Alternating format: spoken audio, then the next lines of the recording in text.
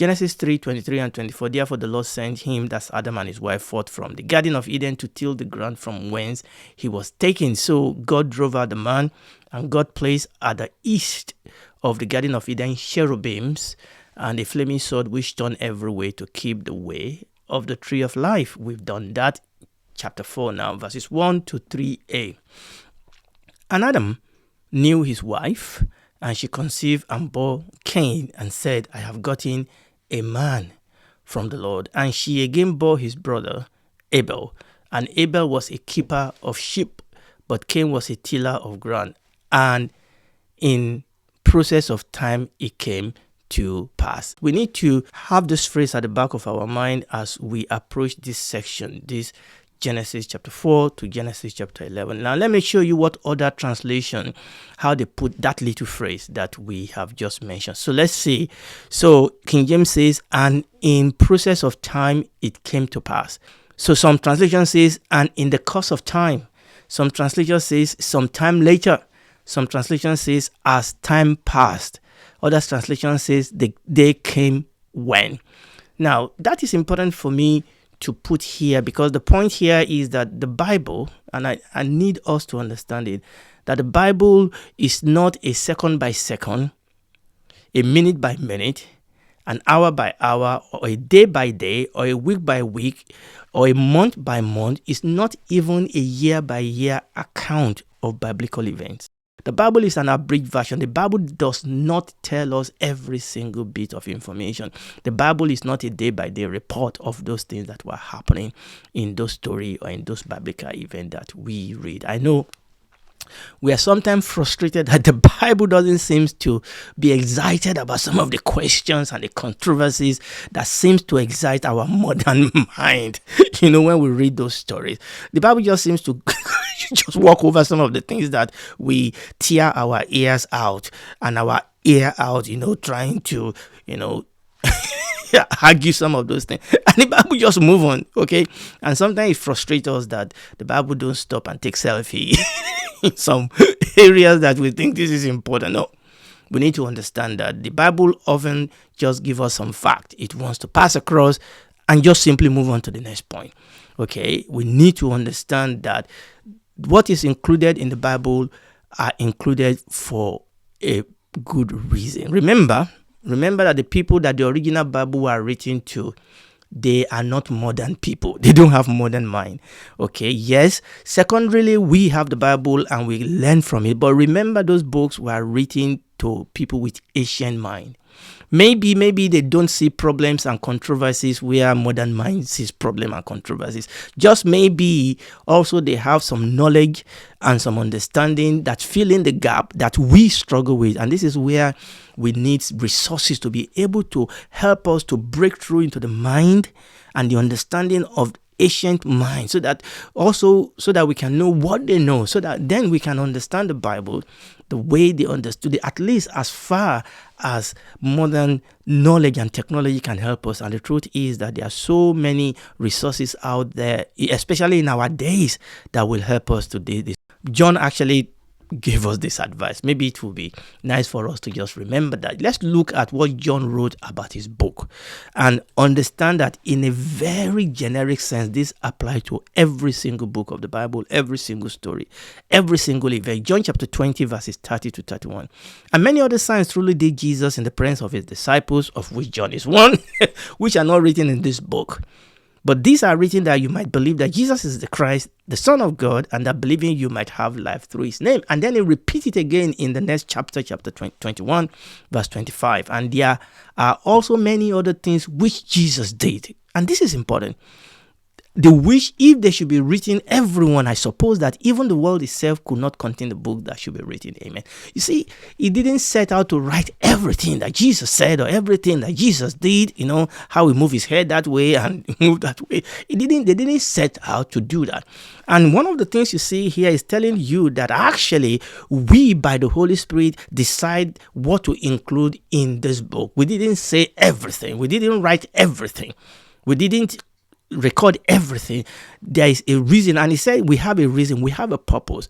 Okay, we are not just writing this just for the sake of having subscription or having a thumb up. He said we are doing this so that you will believe that Jesus is the Christ. There's a purpose, there's a stream that flows, there's a story, and there's a story that flows from Genesis chapter 1 and through the whole Bible, and we are following that story. And the things that God include in the scripture are included in the scripture for the purpose of moving this revelation forward so that we might understand the mind of God. So there is a reason why those things that were recorded for us in the Bible are so recorded, and they are part of an unfolding story that started in the Garden of Eden and will be consummated in the garden in the book of Revelation. And the truth is that we also do the same thing, don't we? Look, when you report an event and you have a particular goal in mind, you don't tell people every single BT. I mean, you have an hour or you have 30 minutes or sometimes you have 3 minutes or maybe even 30 seconds to pass your message across. You don't tell all the data. For example, if you are in church yesterday, if you are in church yesterday and you want to tell somebody about the Sunday message that impacted you so much, the man of God preached a message that impacted you. There's so many information about the service that you are going to skip because your goal is to talk to them about what? The message. You are not interested in the shoe that the pastor wore. Hopefully he was wearing the shoe. You're not interested in talking about the color of his clothes. You want to talk to me about the message. So you focus your attention. What you include in your report is determined by the purpose, by your goal in writing those reports. Praise the Lord. Okay, so let's go back. I've taken a detour there. So let's go back to Genesis chapter 4. Okay, from verse 1. So Adam and Eve were driven out of the Garden of Eden. And when we read that Genesis chapter 4 verse 1, it's interesting that the next thing that we are told, so chapter 3 tells us that God drove them out and God blocked them from coming back. And the next thing we were told is that and Adam knew his wife and she conceived. Okay, this is what I'm saying about the information that the Bible gives us. I mean, I will guess that when God drove them out, I will guess that before somebody start getting conceived, or at least alongside sex and pregnancy and delivery, they will first find accommodation, they will build community, they will, build business for their sustenance. I will suppose that will be happening first before getting pregnant, or at least will be happening alongside trying to get pregnant. Is that okay? But what I'm saying here is that you can see that the Bible didn't tell us all those things. Okay, the Bible didn't tell us, did God help them from fulfilling all these other things that we are talking about? How long were they homeless? The Bible didn't tell us. Okay, what was the time frame between their being injected from the Garden of Eden and Eve getting pregnant and delivering Cain? The Bible didn't tell us. The Bible didn't tell us how old was Cain when Abel was born. The Bible didn't tell us all those information. The Bible didn't think all those things are very, very necessary. I mean, and quite curiously, and we are going to go into this when we get to Genesis chapter 5, verse 3. Quite curiously, when you read the genealogy of Adam recorded for us in Genesis chapter 5, it totally omitted Cain and Abel. Let me show you. Now, I'm going ahead of myself. We're going to come back to this, but let's read this because I'm trying to establish this, that the Bible doesn't tell us everything. Okay? Genesis chapter 5, verse 3, and here is the genealogy of Adam. You remember the genealogy we talked about in previous teaching. And Adam lived 130 years and begat a son in his own likeness after his image and called his name Seth. Really? I mean, Seth was not his first son, but in talking about the genealogy of Adam in Genesis chapter 3, God totally omitted Cain and Abel. My point is that the Bible does not tell us every details about Bible character, about Bible event. Oftentimes, events that are recorded in the scripture side by side or one verse after the other, oftentimes a lot of those events are separated by weeks and months and even sometimes by years. And this knowledge will be very, very important for you as you read throughout the whole scripture. Even sometimes prophetic books, even sometimes books that are not necessarily stories. The fact that you read one prophecy in one chapter and you go to that next chapter and read that another prophecy doesn't mean that they were given at the same sitting or on the same day or on the same week. Does not even mean that they were given under the same king or ruler. And this is where Bible study comes in, where you have to get tools to help you to connect the dot and put, things in their right perspective. Amen. So from Genesis chapter 4, okay, the Bible have a focus. And that determines the type of information and materials that were included. So from Genesis chapter 4, the focus of the Bible is now on the fact that and how human, fruitful, multiply, replenish the earth and subdue it. You remember that is what God commanded them in Genesis chapter 1. Okay, be fruitful, multiply, replenish the earth and subdue it. And that is the focus of Genesis chapter 4. I mean, obviously, against the backdrop of what we've already learned in chapter 1 to chapter 3. So the focus of this story moving forward from the fall to the flood, the focus is we want to see how human, the fact that this happened, number one, and how it happens. What are the impact? What are the implications? The fact that human became fruitful, they multiplied, they replenished the earth, and they subdue it. And that is what Genesis chapter 4 is focusing on. So I'm going to run quickly through the outline. Now, we are not going into the detail now. I'm going to run through the outline of Genesis chapter 4, and then we will start looking at some matter arising from it. So this is just a quick outline rather than reading the whole of Genesis chapter 4. And by the way, we are not, and I've said this a couple of times, we are not doing verse by verse exegesis of the book of the Bible. We are just looking at story. We are looking at the stream. We are looking at the flow of the story. We are connecting the dots. We are looking at where we fit in, how this story affects us. So let's look at this general outline of Genesis chapter 4. So like we have just read in this verse 1, 2, and 3a, we have the birth of Cain and Abel and their employment. Then we have Cain's offering, which we've not read yet. We then have Abel's sacrifice and God's acceptance of Abel's sacrifice. We read then after that in verse 5, Cain's rejection and his discontent, okay? And then we read in verses 6 to 7, God's reasoning with and warning Cain. And then in verse 8, we saw Cain murder his brother Abel. And then verse 9, God makes inquiry after Abel, and after that, talk about the cry of the blood of Abel.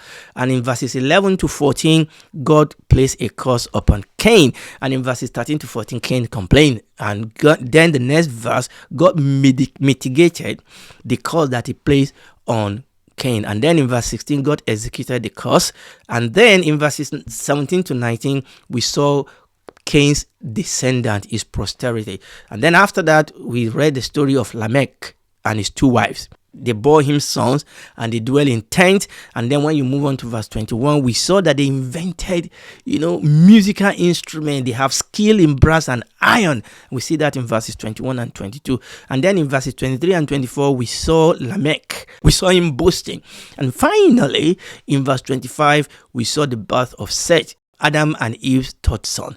And then in verse 26, we saw the genealogy of Seth and the revival of religion. So essentially, that gives you the flow of the story. I decided to do that rather than reading through this whole story. Now, when you read through that story, let's assume that we read through it. This is the reason why I gave you the outline.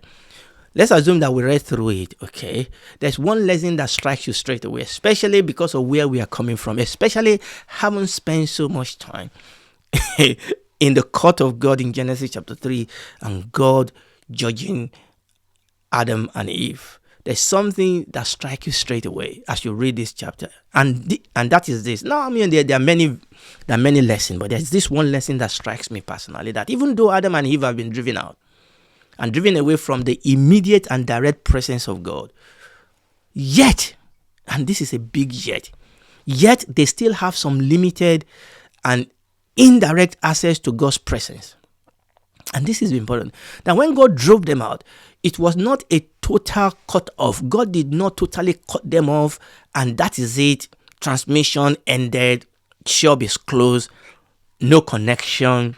You are on your own. No, that's not actually what happened. You will think that is what is going to happen when you see what was going on. But we were beginning to understand in Genesis chapter 3 that that's not going to happen, because we saw the mercy. You remember? We saw the mercy and the goodness of God that does not want to give up on his human. So that is the thing that is carried through into chapter 5. And we see that here is a case of out of sight yet. Yes, out of sight, yes, but not out of mind. But at least at this stage of the story. Yes, they are driven away from the immediate. They have been driven away from the direct presence of God. They've been driven away from the Eden garden, but they still have this access. They still have some limited access to the presence of God, and that is very, very, very, very important. And we could see that they have awareness of God and His goodness, and we're going to break down this as we go along. When Eve had a child called Cain, he said, God has given him to me. They have awareness of God. They have awareness of God's goodness. And we see that they were worshiping through sacrifice, and the sacrifice that God then received or rejected. We're going to come into the detail of those things. But you can see that there is this communion. God was communing with them.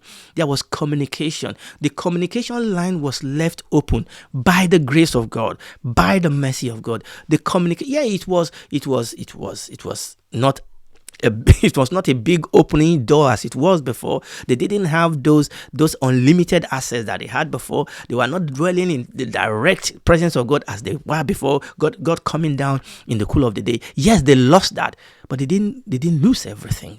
God open up this channel of communication. And what is interesting to me is that when you read this chapter 4 of Genesis, the character that God seemed to have spoken the most to was the bad boy of the house, Cain himself. Again, like I said, we are going to read the detail of this. But in regard to what I've just said about Cain, let's read Genesis chapter 4, verse 16, because I think this is quite revealing with respect to the lesson that we are learning here.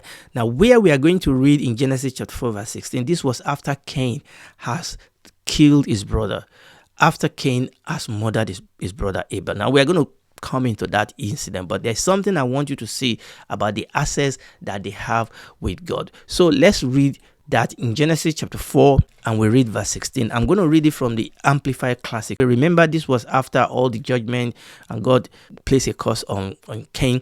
Verse 16. So Cain went away from the presence of the Lord and dwelt in the land of Nod, wandering east of Eden. And Cain went away from the presence of the Lord and dwelt in the land of Nod, east of Eden. Actually, Nod means wandering. What I want you to see here is the way this verse was scripted. It is quite revealing. What we see here is that Cain not only left after his interview with God has ended, but he totally withdrew from the neighborhood of the Garden of Eden. The Bible says that he left, and it was connected with a geographical migration. And this is very, very important, that Cain emigrated away from his family.